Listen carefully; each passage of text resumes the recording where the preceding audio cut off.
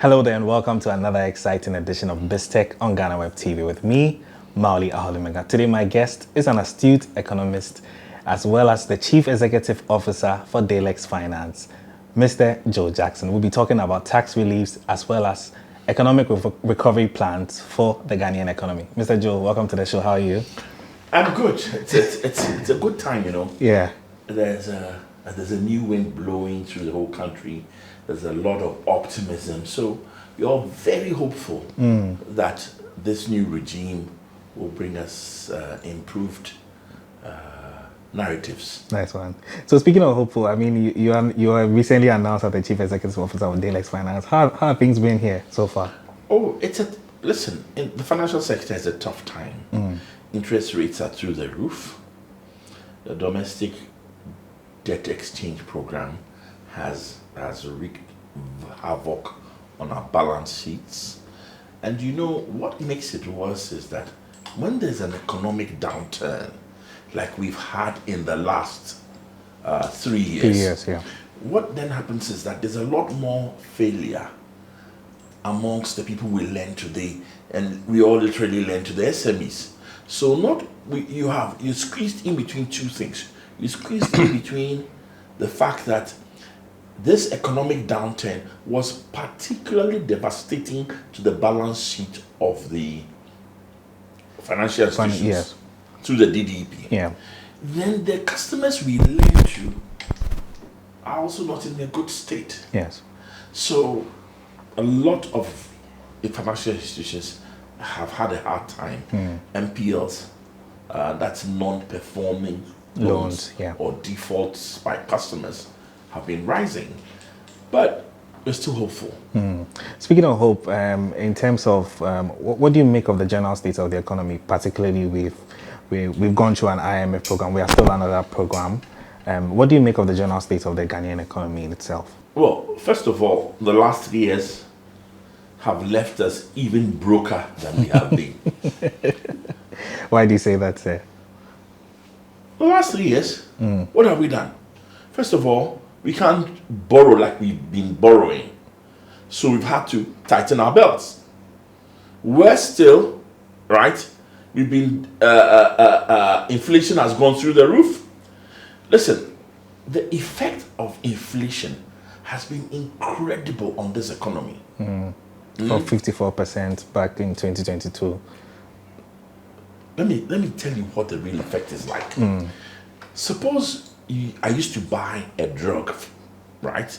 And let's say I'm diabetic, so I buy a drug which I can't do without, or I've got high blood pressure and I used to buy a drug for 100 cedis. You can glibly say that at the end of 2022, inflation was 54%. Yeah. That means that the drug that I used to buy in January 2022, by the end of December, yeah. I was now buying it for 150 cedis or more. Yeah. Then you come to 2023 and you say, oh, things improved and inflation fell from 50+% to 30-something%. You know what that means? Yeah. It means that the drug that I used to buy for 150 at the beginning of 2022, that I'm now buying for 100. I used to buy for 100 cedis yes. at the beginning of 2022. And then that I'm buying for 150 at the beginning of 2023. I will now buy for another 30% higher or more higher. So now it goes to 200 cedis. Yeah. Notice the progression: 100 cedis to 150 to 200 cedis. Then last year, 2024, inflation fell, or we came down. We are down to 25%. Do you know what that means? It means that last year, the item that had now risen to 200 cedis went up by another 50 cedis. So it went to 250 cedis. Yeah. So inflation alone, and if you're asking for the state of the economy, the state of our pockets, the item, the drug that I used to buy for 100 cedis, I'm now buying for 250 cedis. And you can say all you like about inflation going up to 54, coming down to 32, and now has come down to 25. Has your income risen by particularly the disposable income as well? Yeah. Has it risen by 2.5 times since 2022? And that's the real economy we all face. Yeah. So life is hard. Yeah, and like most people say, they always say that the economy is what is in your pocket and how you feel. So in terms of in the pocket, we've gone through an election. We saw the central bank inject some funds into the forex as well. We've gone by that election. I'm just building up my question. So we've gone through an election. We are into a new government. The new government plans to, cut down on some taxes. What do you make of some of these tax cuts, Mr. Joe? You see, here's the thing. When you take our economy or the government purse as it is, it's one purse. The amount of money that goes into one big purse. On one hand, we want the government to do more for us. We want the government to mitigate the worst parts of this downturn over the last 3 years. That has to come from the purse. It can't come from anywhere else. But it has to come from the same purse. Yeah. So if we go into that purse and we say, I don't like e-levy. And as a nation we say, I hate e-levy and e-levy irritates me and take it away. It's absolutely fine. Except that we should know that purse has shrunk. If you say, take away betting tax, guess what? It is fine again. COVID levy. The duties at the port. About 21 of them, actually. And we could go on and on and on. All that has happened is that that purse has shrunk. Now, we then have two choices. We can find new ways to grow that purse, or we can cut our coat according to our size. Which is to cut down on expenditure. Of course, somebody could say, oh, we could recover the loot. But recovering the loot has never been an easy way out. Yeah. At the minimum, we know that if you go through the courts, yeah, right, it takes a long time. Yeah, and also, unfortunately, some of the issues are more of an organized crime. So you have to go through other jurisdictions to, And if we have the financial sector cleanup to look at, only about 10% of the money was ever recovered. So that's not a good benchmark. We could say, let's grow the tax base so that more people pay taxes. Of course, that's very possible, but is it possible in the short term? We could also say, let's increase taxes. That brings another problem. Yes. Because if we say introduce more and new tax handles, then it means that you are robbing Peter to pay Paul. Indeed, for me, the best news was what I heard over the last couple of days, that there's going to be a national economic dialogue. Yeah. And some independent persons, etc., had been put in place to have that conversation. And it was headed by a very respected Dr. Ishmael Yamson. Dr. Ishmael Yamson. What do you make of that proposal, and what are you seeking for them to come out with? Listen, there are hard decisions to be taken. When you are broke, you are broke. When you are broke, life is hard. And you cannot expect to be broke and eat a big bowl of fufu and meat and everything every lunchtime. Being broke means there are some days when you have to eat gari or drink gari and add granules with a little sugar. Or worse. So a national dialogue gives us the opportunity to sit down and say, since we are in this situation, since there's no quick way out, what can we do so that all of us share in the burden, so that all of us understand, so that there are trade-offs? We say we want free SHS. That's okay. But there's a cost to it. Yeah. What has to give? So rather than attack one particular tax or that particular tax and say e-levy bad, betting tax good, or whatever you say, let's sit down as a nation and let's say these are what we are prepared to give up, and this is what we are prepared to hold on, and let's decide what the taxes should be, remembering that there's not going to be any easy way out. So whichever way we go, we're still going to experience some pain anyway. As for the pain, forget it. There's going to be more pain than before it gets better. And the analogy I give is that if I had a sore on my hand because I bruised my hand against cement and it was getting infected, and I took it to the hospital, they would scrape the sore.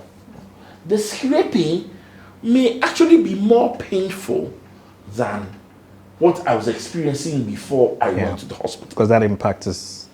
Because it wraps the nerves raw. Yeah. But by scraping the sore and revealing fresh skin or flesh and allowing the water, the blood to flow properly, I get the opportunity to heal cleanly after applying the medicine. So if we accept that the last 3 years have been devastating, that we are now in an IMF regime, there's a new government at stake who wants to do the right thing, then let's be clear that things are tough. To make it worse, there's a proverb in Akan that I like. It says, Aboni wa, to wait. It is only when the beast dies that we know how tall that beast is. We're barely 1 year into 1 month into a new regime. Yeah. We are left yet to plumb the depths of the debt and devastation that this country has faced over these last 3 years or more. We need that national economic dialogue. That is what will allow us to make the choices and that we need to make. And are they going to be easy choices? No. They're going to be hard. You know, all of us, unfortunately, all of us behaved as if come 7th of January, the president reaches beneath that podium where he was sworn in, and takes out this magic fly whisk and goes like this. And then the CD drops to 10 CDs. KK rises in size and drops in price. And it doesn't happen. It's not magical. There's no magic. This is the economy. It is our pocket. They are hard decisions. So, if we took each tax, we could have a debate as to, should you remove e-levy? COVID levy, betting tax. COVID levy? Should you remove the ports? Should you remove the sin tax of betting? Yeah. And we could have that huge debate. But one thing, it's not just that debate alone. I've just explained to you how salaries have not kept up with what is happening in our pockets. Particularly with the inflation as well. With inflation. So in the last 3 years, the civil servants are looking. They're quiet for now. They're going to get But are they going to get up and say, new government, new time, new expectations? Should we be asking for 2.5 times what we used to receive in 2022? Particularly when the public sector, we've been told, is bloated as well. So there's not enough money actually to even pay. Realize, it's not just taxes. That's why I think this national economic dialogue is a good idea. Because the unions are going to be there. The public sector unions are going to be seated at the table. And we're going to look at our money and say, can we afford to pay you any more? We have teacher training allowances. We have nurses allowances. We have free SHS. We have roads we want to build. We have hospitals that are uncompleted, that need to be completed. Research allowances for professors here and there. The schools and the trees. Exactly. So it is only when we sit down that as a nation we can make the choices that we need. There's some of the choices that we seem willy-nilly unable to get out of because they were campaign promises. And nobody wants to be seen as having rolling back on what they promised. Campaign promises. So some of the choices have been made already. But whatever is left, we have to decide how we're going to fix it and how we're going to dice it. And I dare say that it shouldn't be in the hands of His Excellency President Mahama alone. And I like the idea he has. Let's have a national economic dialogue. The Minister of Finance will speak. The governor will speak. And paint a true picture of what's really happening. And paint a true picture of where we stand. And then we can all sit down and decide what are the hard choices we're going to make. And make sure we share in the pain. This seems to be a good start. And the good start is this, that the promise of keeping the ministers to 60 and below, there seems to be a real commitment to that. But let us remember that the size of government is not only in ministers. The size of government is in special advisors. The size of government is in the whole the day-to-day operation, the efficiency. Who support day-to-day operations. The size of government is in the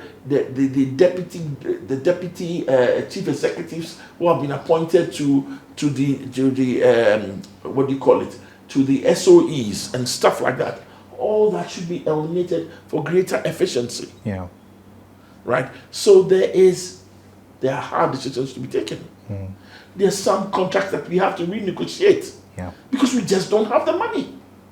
There's our debt that is outstanding in the energy sector that is, and already the specter of doom so is hanging over our heads. Yes. And we're being told it's a financial problem and not a production or technical problem. Yeah. The IPPs have had to even halt some of their actions that they want to take. Well, every Ghanaian has his own story about how the lights have been going off over the last week or so. Yeah. Each one of us has his own story. And whether it is a consistent story across board or they are isolated events, the picture is yet to emerge. Yeah. But whatever it is, the first crisis this government faced was a mini crisis in the energy sector. So tough decisions, real tough decisions. We want the city to stabilize. What are the things we have to do? We have rains that failed in the north last year. Yeah. And have caused food prices, inflation, to rise astronomically. Yeah. When you hear the statistical service, it keeps talking about food inflation. Yeah, the maize, sorghum. Listen, yeah. An olonga of beans that used to cost 20 cedis is now 110 in Tamale. That's tough. Yeah. And it actually used to be cheaper. Well, let's even start from 20 cities. So there are real difficulties around, real tough decisions. And you see, it comes down to what are the choices we would make? What are the choices we would make? And would we, listen, we've sat through 8 years of planting for food and jobs. And yet, the net result is the inflation and lack of food security we're talking about. What we're hoping is that when we make the choices, we will not allow politics or corruption to sway us from what has to be done. So that at least, you see, the barest minimum is that the good people of Ghana should feed themselves. That's the lowest hurdle.